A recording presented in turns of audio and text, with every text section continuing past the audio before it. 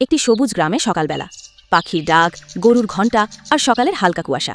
নিহাত মাঠের পাশের পথে হাঁটছে, রাস্তার ধারে শুকনো পাতা, ছোট ছোট পাথর কুড়িয়ে নিচ্ছে।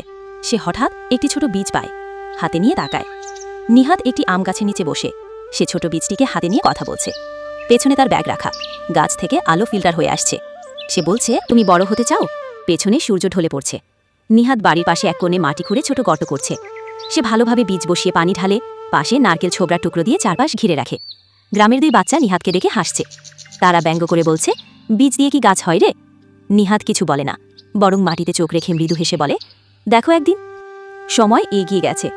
বীজ থেকে চারা গাছ এখন প্রায় 3 ফুট। গাছের চারপাশে নরম ঘাস, পাখিরা বসে আছে ডালে। নিহাত গাছের পাতায় পানি ছিটিয়ে দিচ্ছে, তার চোখে আনন্দ আর তৃপ্তি। নিচে শিশুরা খেলা করছে, কেউ ফল খাচ্ছে, কেউ পাতায় হাত রাখছে। গাছটি এখন জীবনের প্রতীক। নিহাত গাছের নিচে বসে হাসছে। সূর্য অস্ত যাচ্ছে, আকাশ লালচে। গাছের নিচে দাঁড়িয়ে নিহাত বলে, ছোট বীজও বড় হতে পারে, যদি ওকে বিশ্বাস, সময় আর ভালোবাসা দেওয়া